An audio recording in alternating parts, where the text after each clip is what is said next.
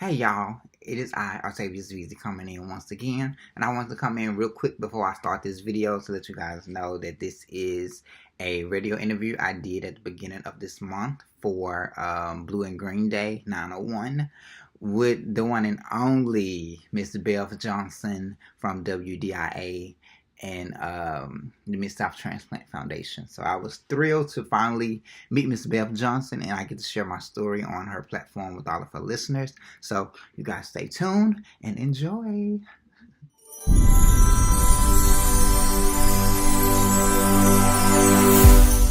Good morning and welcome back to WDIA. Sweet thing. Yeah, you're just a sweet thing. Yes, you are. That's Boney James. Welcome in to WDIA, the Bev Johnson Show. Good to have you here on this hump day. It's Wednesday, April 10th, 2019. It's a beautiful day, y'all, in Memphis, Tennessee. Well, I asked the question earlier when we came on and said, do you know what Blue and Green Day 901 is? What? You don't know? We're going to tell you about it. Have some very special guests in the studio. Let me introduce my guests to you. We have Miss Randa Lipman, who is the manager of community outreach for the Mid-South Transplant Foundation. Also, we have Miss Khadijah El-Shabazz, I hope I don't mess that up, and Octavius Veezy in. Let me say good morning to you ladies and gentlemen. How y'all doing? Great. Good Good. I hear y'all loud and clear. Good. Well, I asked the question about Blue and Green Day 901, but before we get to that, let me go on over to Miss Randa to talk about the Mid-South Transplant Foundation. What is that all about? Hi, Bev. We're so happy to be here to tell you about our organization. We have been helping families for more than 40 years by working with donor families and recipients through the donation process and promoting organ and tissue donation in our community so that we can save more lives. That's what we're all about. And just organ and tissue donation. That's right. It's so important for people to get the facts about donation, register their wishes when they get or renew their driver's license or anytime online after they've left the DMV, and then to share their wishes with their families so that if they can no longer be here, those organs can help give life to others who are in desperate need. Randa, do a lot of people know about the Mid-South Transplant Foundation? Just curious to know. Well, we have rebranded ourselves this year, to be honest, because even though we've been a part of the process for so long, in the past we were really promoting the organ and tissue donor registries, which we still do, but we also wanted the community to know what part we play in that process. And so we are trying to get the message out to the public in all of our different efforts, whether it's at churches or in businesses, schools, driving schools, and different places like that, so that people know that we are a part of that process to help save lives. Are there a lot of people who are waiting for transplants? So in the country right now, there are more than 113,000 people, and of that total, 4,000 are right here in the Mid-South, and 2,000 of those are African Americans primarily waiting for kidneys. Is that the biggest when we talk about transplant? I know we hear about kidney transplant. We hear about all kinds of transplants, but kidney, is that the Kidneys make up 83% of the national waiting list, and it's because of the high degree of high blood pressure and diabetes, which is so prevalent, Yes. especially here in the South. Oh, yes, it is, and because we've talked about it on this show about people having high blood pressure and diabetes, which can lead to the kidney disease. Right, and there's so many other factors that can cause your organs to fail that people don't think about. So we try to get the facts out there so that people know they have that option to help save other lives. You know, I'm thinking because I think some years ago we had somebody on talking about transplant and doing that, and they were saying that it's really hard for people to want to become donors. And I'm always curious to know why. Why is that? Well, we're curious too. So we try, when I am at a public event and someone will, share their hesitation with me, I always try and talk it through with them. And what I have found that it's usually a lack of knowledge or a lack of the actual facts. They had a lot of preconceived myths and misconceptions that were preventing them from registering. And once they know the facts, they're ready to register. Let's talk about some of the facts that when you talk about that people don't know, and what are the facts when you talk about one organ and tissue donor? So one person can save up to 8. They can give up to 8 solid organs once a donor, and can help more than 50 people with tissue donation. And tissue would include things like skin for burn victims, corneas to give people a chance to see again, and things like that. But one person can donate up to 8 solid organs. Wow. And also, when we look at it, you're talking about, what about the sight? Yes. Can you imagine being able to give somebody that gift of sight? I think that's miraculous, really. Okay. I want to get our other guest in and see how you all play into all this in the Mid-South Transplant Foundation. And I'll start with Octavius Veazey. Tell us your story. Hey. Good morning. Good morning. Well, my name is Octavius Veazey, 29 years old. And I was born with. You look like you're about 18 or 19. Thank you. I would never. That's right. She didn't say that to me, Octavius.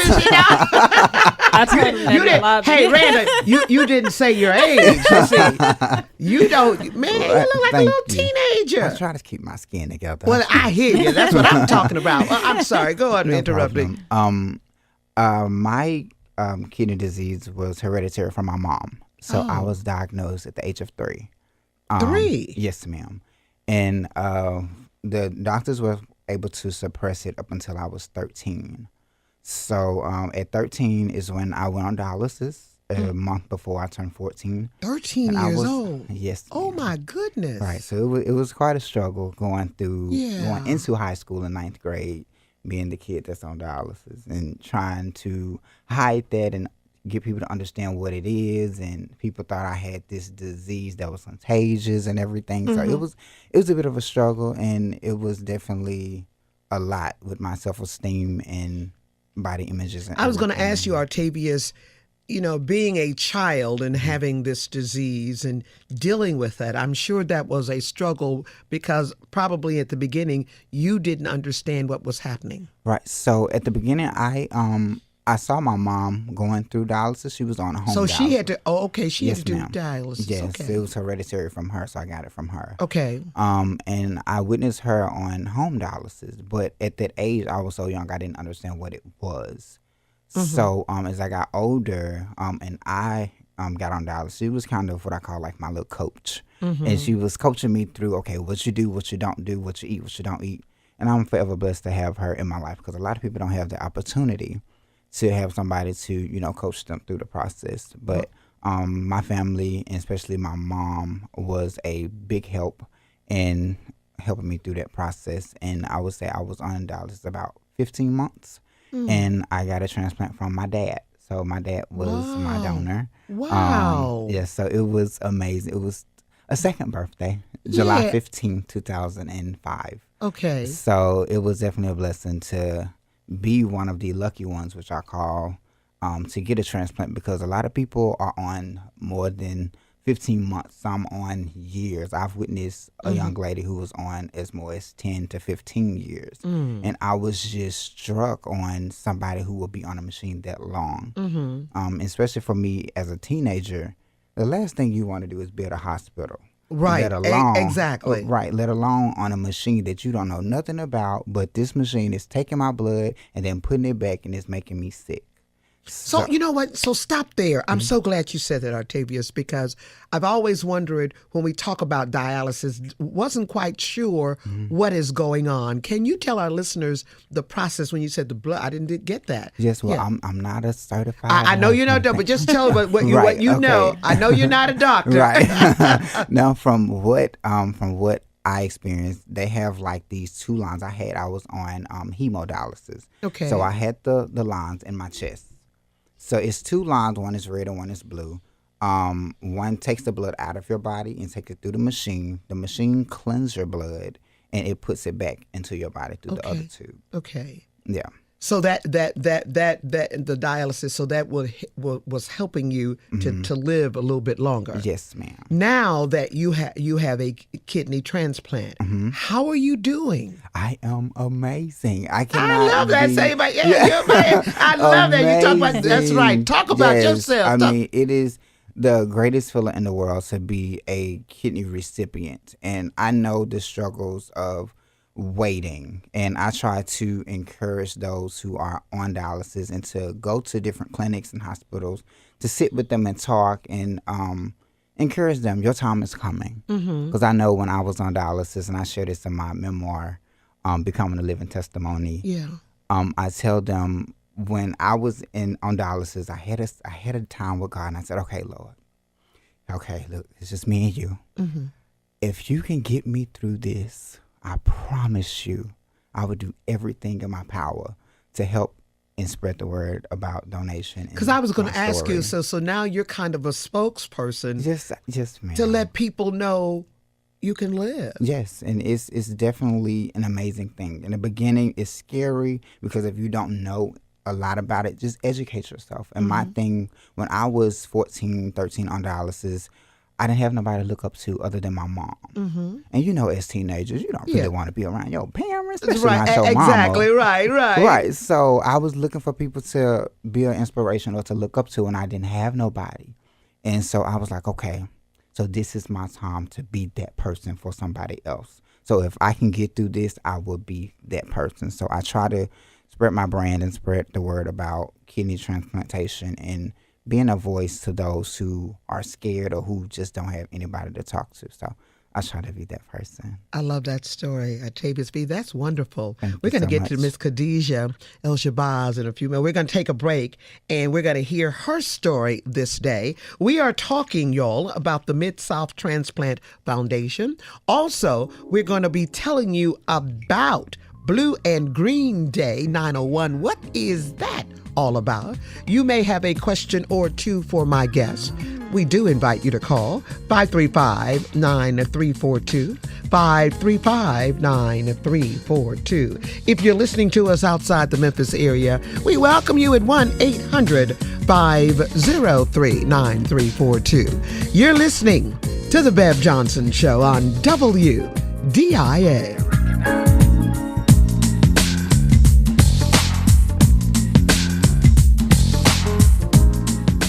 You're listening to The Bev Johnson Show, now in its 32nd year on WDIA.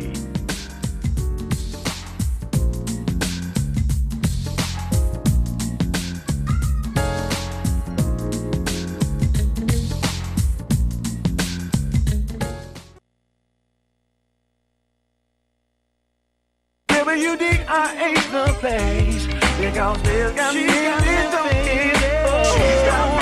No matter who I meet, I'm telling everyone I see that Bev's got Memphis talking, yeah. Bev's got Memphis talking. So no matter where I go, I'm letting everyone know. Good morning and welcome back. We are talking about Blue and Green Day. We're going to tell you more about that, but also the Mid-South Transplant Foundation is in the house, and we're talking about why is it important to become a donor. My guests, Randall Lipman, Octavius Beasley, and Khadijah El-Shabazz. And let's go over to Miss Khadijah and tell us your story. Well, I'm 25 years old. I have 2 kids, and I'm about to be married in May. All right. I got my so-called, I wouldn't say it's a second birthday yet, but I would definitely say it's a rebirth. I got it last year, January 18th, 2018, when I got my LVAD. I was diagnosed with postpartum cardiomyopathy at the age of 22 after I had my son. Okay. Before I had my son, I was a chef working full-time nights, getting home 2 a.m. sometimes. and I was busy. I had my daughter already. She was 3. And after I had my son, I started having digestive problems, and I went to the hospital, and they told me that I needed my gallbladder removed. And it was supposed to be an overnight thing. I was supposed to go home the next day. I ended up being there for 19 days. Oh, wow. After they ran tests and everything, they told me my heart was enlarged and only functioning at 22%. And they said that it wasn't normal, but at the same time, some people's hearts started to recover. Mine didn't. So after about 2 years of that, going through that, they said that I needed an LVAD because my heart continued to fail. And I was in ICU for 43 days after I had my open heart surgery. Oh, my goodness. And how old are you now? 25. 25 years old. Yes, ma'am. Had open heart surgery. Yes, ma'am. Oh, my goodness. And I'm Looking at you, and I'm telling my listeners, looking at Khadijah, she doesn't look like anything has been wrong with you. You look gorgeous. I mean, you just, nothing looks like, oh my goodness. Thank I you. can't imagine having open heart surgery. You were how old, 22? I was 24 at the time. 24. when I Oh had my it. goodness. So it was hard on me and my family. Mostly, I would say it was hard on me physically, but mentally for my family because we had just lost my grandmother to Okay. the same disease. Oh, okay. The day I was admitted to the hospital I was septic for kidneys. All my organs had started to fail because I was so They sick. just was shutting down, huh? Yeah, and the day I was admitted I was septic from my kidneys being infected. They called my mom as I was on my way up to the elevator to get in the ICU, and they called my mom and said my grandma had coded.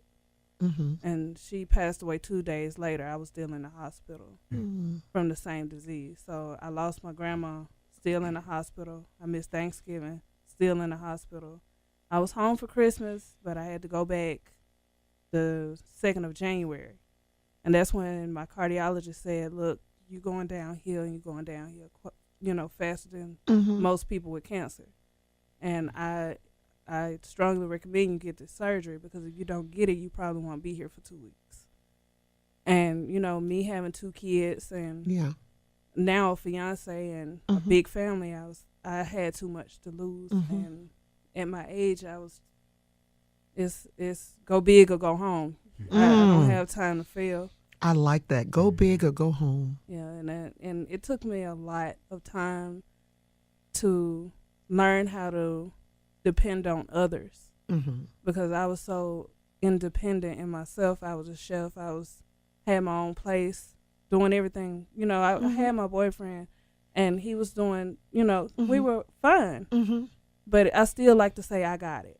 Okay. And it took me a long time to learn. Now what I say is it's okay to not be okay. It took me a long time to say I need help.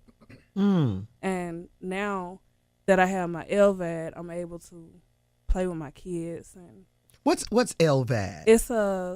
it's I can't say the word. Okay. Left ventricular Okay. assistance device. Okay. It was inserted to the left ventricle of my heart. It takes the blood out and circulates it through my body. So my problem with my heart was I can get blood in, I couldn't get blood out. Ah. So my heart was basically drowning itself. But now that I have my LVAD, I'm not tired. I'm not swelling up all the time with fluid. Because before I got it, I couldn't walk myself to the restroom. I couldn't get up out of the bed. I was basically bedbound. So, now compared to last year, I'm a totally different person. And like I said, I walk around with my blessing on my back, literally. I see you, and I'm sitting here looking at you, y'all, and saying that, Khadijah, you are definitely a blessing, because you walk back here, sister. Yes, ma'am. You are in the studio. So Khadijah, with the Mid-South transplant, how did you get involved? So that it helped you so. Yes, it has helped me, especially with raising awareness. A a lot of people don't think that this could happen to them, or don't think this could happen to their child, or it's just something you hear about on TV or the radio. Right. And it's not. It could be your neighbor. It could be your best friend. It could be your daughter, your mom, your dad. And, you know, my family didn't think, you know, she's young, this couldn't happen to her. When I told everybody I had heart failure, they couldn't believe it. I couldn't believe it. Right. And, you know, I was an organ donor before I found out I was sick. Okay. I'm So still you an are organ donor. you are an organ donor. Yes, they can use everything but my heart.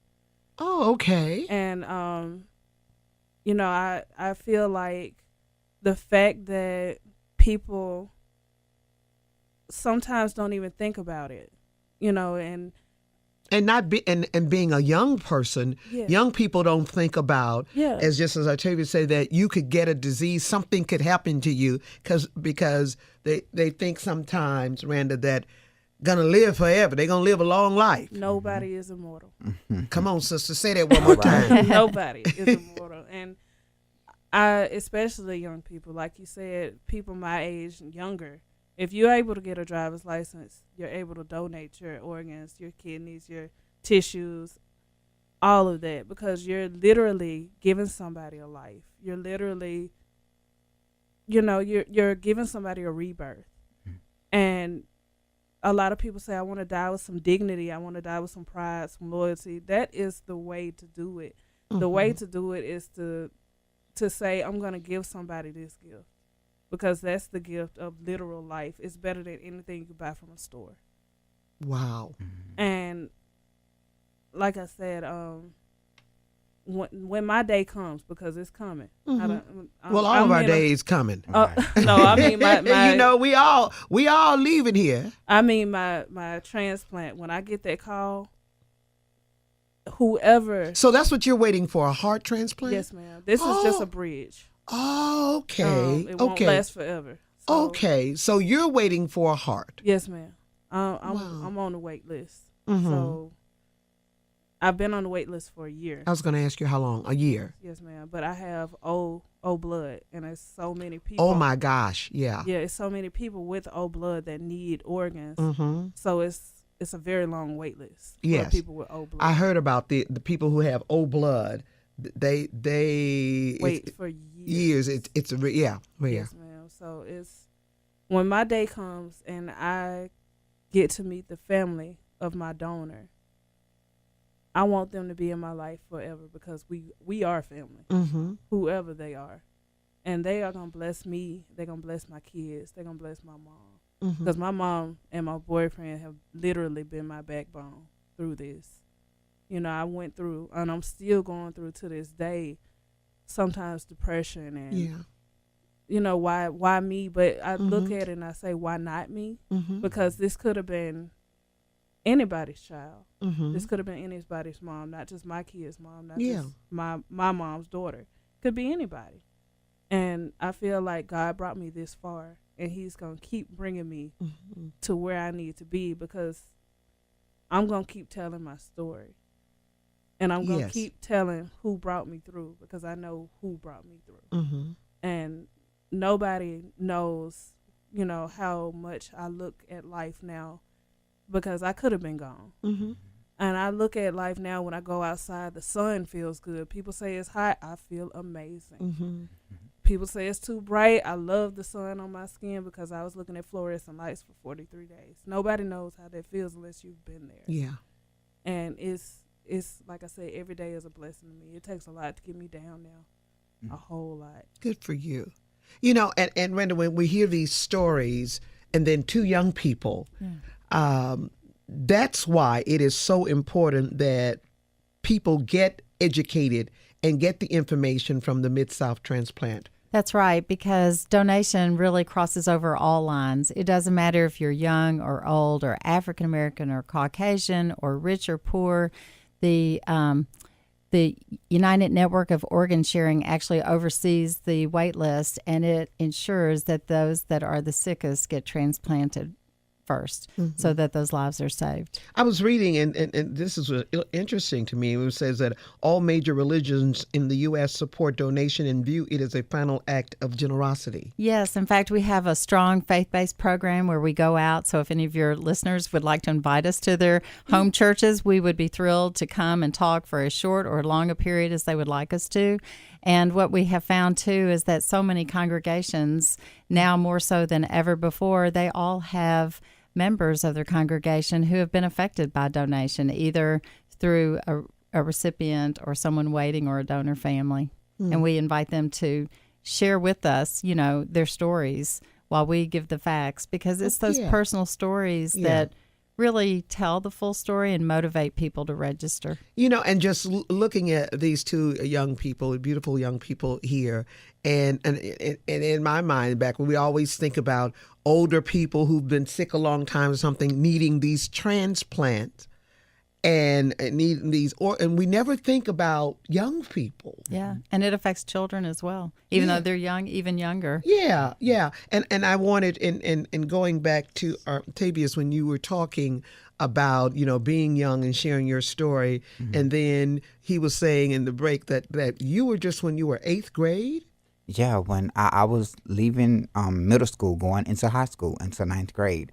And as I've always been told that high school is a time where you learn to grow into being an adult. Well, when I got into high school, I was learning to deal with kidney disease and dialysis. So it was definitely a traumatic and scary time for me because I had to deal with my friends and how am I going to explain this to 13, 14-year-olds and how will they understand that? And from my experience, the only thing that stood out to my friends and children of that age as teenagers was the disease part. They missed the kidney disease. And they look at it as, okay, he have a disease, he's contagious, we can't talk to him, we can't fool with him. Right. And I dealt with losing a lot of friends and of course being bullied and going through depression. Oh my and goodness. all of that stuff. And it took a lot to get through, and I've been through suicide twice, and it's been a struggle, but I'm thankful for my family to hold me down. But you know what? You are still here. Yes, I'm still here, and that's why I will never shut my mouth when it comes to sharing a story and my blessing to this world. So I try to share it whenever opportunity that I get. I like it. We are talking about the Mid-South Transplant Foundation. When we come back, Randy, we're going to get into this because I've been wanting to know what's Blue and Green Day. Well, we're going to find out next. If you do have a question or two for our guest, we do invite you to call 535-9342, 1-800-503-9342. When we come back, we're going to find out about what's Blue and Green Day, 901, right here on WDIA.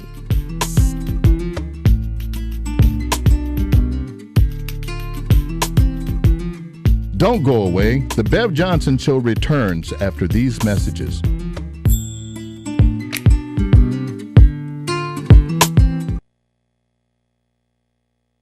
WDIA the place because Bill got me in the face. She's got Memphis talking. So no matter who I meet, I'm telling everyone I see that Bev's got Memphis talking, yeah. Bev's got Memphis talking. So no matter where I go, I'm letting everyone know. Good morning and welcome back. We are talking about the Mid-South Transplant Foundation and also Blue and Green Day 901. My guests, Randa Lipman, Khadijah El-Shabazz, and Octavius Veazey. And before we go to our phone lines, Randa, now we're going to answer my question. What is Blue and Green Day 901? Well, we're very excited. Donate Life America oversees the brand for donation. And so April is National Donate Life Month. And as part of that, nationally is Blue and Green Day, which is on Friday, April the 12th. So we decided to make it more local and call it Blue and Green Day 901. And what we're doing is we're lighting up the mighty lights on both bridges downtown that night in blue and green. Oh, yeah. And we have asked all area businesses and churches and organizations and individuals to help us turn 901 into blue and green, whether they decorate the external part of their buildings with lights, whether they light up their fountains at work, whether they decorate their office area, if they have a blue and green potluck like we have at our office with all the food in blue and green. And then we have, if they visit our website at midsouth.transplant.org, there's an icon for Blue and Green Day, and they can post their pictures, and the different businesses can win prizes. And we're really trying to, we'll cover the bridges, and we want the rest of the city to cover the rest of the city in blue and green. And this is all going down on Friday, April the 12th, to shine the light on the need for organ and tissue donors in our community. And also, and people who are listening today, Randa, they can go onto the website and it gives more information or details. It does. It'll give information. They can also visit our website to get the facts about donations. So if they have some preconceived myths and misconceptions they're not sure about, they're all listed there. All religious views are listed there. Okay. All the facts and information. And if they have questions, they can certainly call our office at any time. Sounds good. We're going to our phone lines at this time, 535-9342, 1-800-503-9342. Good morning to you, Larry. Good morning. How you doing today? Doing well, Larry, and you? Yeah, I'm hanging in here. I have a question for the young lady. I'm really touched about what they are doing. It's a very beautiful thing. Are any grants out there? Are you all an organization or anything like that? Is any grants that you all are able to get, or you all just rely on donation only? So Larry, the Mid-South Transplant Foundation is a nonprofit 501c3 organization, and we are federally funded. So so we're federally funded. We work through the Centers for Medicare and Medicaid. Okay, so federal actually fund y'all. Yes, sir. But then y'all donation is welcome at the same time. Of course. Then, right? You know it. We'll be happy for anybody who would like to donate. They can visit our website, and there's a link for how to do that there. Oh, that's great. But more important, Larry, the Mid-South Transplant Foundation, they want us to put on our driver's license to become organ donors. Right. Okay. And we're also partners. Let me tell you this too. In Shelby County, the county clerk's office, they are a major partner with us, so that when you renew your tags, you can donate up to $1 for organ and tissue donation throughout Tennessee. And I am so proud to tell you that Shelby County is number 1 in the state in the amount of monies that are collected that allow us to educate. That's great. Now, those organs, is that a need? Have y'all have well, I'm sure it is, but is the waiting list is still long as it used to be? Is it, or things has got better? Things have gotten better, but the need is still great. So I always caution people, yes, it has gotten better, but there are still more than 113,000 people waiting. And of that total, there's more than 4,000 right here in the Mid-South. Okay. And did you hear, Larry, that Khadijah, she's waiting for a heart? Yes, that's what the young lady was talking earlier. Is that right? Yeah, Miss Khadijah. Okay. Right. Now, we're going to talk both sections today, first section, and or you got somebody else? The next hour, we have Dr. Bobby is coming on, our chiropractor, Larry. Okay. But well, let me say this with and then I'm gonna let y'all go. Okay. I must say that I appreciate what Miss Belle Johnson and I'm not gonna get no whooping for this, y'all, but I do appreciate Miss Belle Johnson is doing a great job for the last few weeks here. You've been having some very educational guests. Thank you, Larry. Educational guests, yes. And keep up the good work. and tell them people. I want you to tell them people. I know you ain't gonna do it, but I'm gonna do it for you. Okay. This is Bev Johnson show. Y'all stop trying to change this woman's show. This is her show. She started it, and let her do her thing. If she doing it, but you know what? I'm gonna tell you something. You're a smart woman. I see what you're doing. Okay. I see what you're doing. Thank you, Larry. We appreciate you. All right. Bye-bye. Larry, appreciate you. WDIA. Hi, caller. Hey, Babyface. How are Hey, you? Bird Legs. Good morning. And your guest. Good morning. Good morning. Good morning. I was really touched by those two young people's story, I tell you. Yeah. I personally have been an organ donor from the time I got my license, I believe when I was 18 until now, 62, almost 63 years old. Mm-hmm. And fortunately, my two daughters, like mama, like daughter, they followed my footsteps, and they're organ donors also as well. Great. You know, and it shows a little hard on your driver's license that you are an organ donor. Mm-hmm.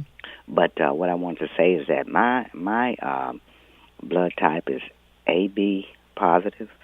That's kind of rare. Isn't that rare blood? Because I consider myself kind of rare. You know what? I don't think the AB, but I know the O is. The O. Yeah. Is rare blood. Yeah. It's hard to get that O, but I think AB, and I'm trying to remember what mine was, and boy, it's crazy. But I know O is Bird Legs. So I'm not as rare as I thought I was. Exactly. AB negative is the rarest blood type. AB negative. Are you AB negative? No. She said AB that's positive. the rarest. Oh, okay. Very good. Good question. Enjoying the show, and I believe, and I'm not going to say what that myth is, but amongst African Americans, there is a strong myth about being organ donors, and I'm not going to say it to put nothing on anybody's mind, but I believe it's a wonderful thing because not only do you go through life assisting people, when you're gone, you still assist people. Exactly. Have a good one, you guys. Okay? Thank you, Bird Leg. All right. Bye-bye. Yeah. Thank you for that, Khadijah. I know O is rare, but AB negative. Yeah, AB negative. Okay. AB negative is the. Okay. And I forgot to tell you, too, on Blue and Green Day that Sure. Chick-fil-A at 5 of their participating locations are joining with us from 11 to 1. We'll have a booth set up, and Okay. if people show they're registered, they'll get a free bounce-back coupon for breakfast. And Shelby County Schools is a partner with us. Oh, and they're good. decorating their schools and Oh, doing good. a lot of things. So it's all been wonderful. That's wonderful. And Memphis and Shelby County governments as well. Yeah. WDIA. Hi, caller. Hey, Queen B. Hey, Linda. How you doing? And them sister queens next to you. Yeah. God be the glory to all of y'all. Let me try to make it quick because I don't want to change your format, and I ain't about to do it because you got one heck of a subject today. I also, Bird Legs 901-254-6564. We need to get together, sister. We real sisters. I have been an organ donor since I believe it was 1993. I got my son and his little girlfriend back then to sign the back of my organ donation card as a witness. You know, but I did medical transportation for 18 years. I went by to see in Robin Hood community last week. I was out that way at a doctor's appointment, and I went by to see one of my clients' son that she left behind. I'm looking at this thing she gave me. A beautiful sign that she gave me years ago. I drove for 2 or 3 different transportation companies. And, you know, over those years, I had people that had been on dialysis 35 years, 25. I picked up young ones, like the young girl was sitting there, young lady. With you, I used to go by Booker T. Washington and pick up Hamilton High School, Carver High School, so many different schools in the city. Kingsbury, picked up a lot at Kingsbury because we got a lot of Latinos out that way. And so they also, just like us with every disease, they also is the ones that picks it up next behind blacks. It's Latinos with most of the disease. Your ladies can help me with that. But I also picked up a lot of Asians around the Hickory Hill area. But lots of people have it, but we are more at epidemic stages. And the reason I say, and this is Linda Backus White's opinion, we won't change our eating habits. When we find out that we need to let some of that pasta go to keep from getting diabetes, which is one of the leading causes of kidney failure, and to get our blood pressure down, which is the other leading, which leads to heart disease, within the end, when your heart fails and kidneys fail, that's what stops them from pumping, and you got to go in there. And people would have never been to a dialysis center We got about 25 in this city that I know where. Yeah. Go look. And when you see those filters, it kind of looks like a whiskey seal, what you used to see on Andy Griffin. All round things, because all of that got to go in your body, pull that out, clean it, and then re-put it back into your body. And I'm going to leave behind that note. Okay. But people start changing your even like Bab, you change yours, I change mine. We did good thing with Sister Girl. Yes, With that ma'am. note, I'm going to leave and let somebody else get on. But Thank you, Linda. don't be scared to change. Bye. Y'all have two great days. I got lung cancer. It ain't got me. I'm fighting every day, kicking his butt. All right. Bye. Thank you. Bye. Thank you, Linda. Let me ask Khadijah and Artavius about eating habits and eating. What can you eat or not eat? Artavius. Well, when I was on dialysis, I had this diet where I couldn't eat things that was like high in potassium and a lot of sodium and stuff like that. Like that can array across a lot of different things. But for my mom, she baked everything. Okay. And so that's how I was able to go through. That's why I love baked chicken so much now. I cooked some last night. Okay.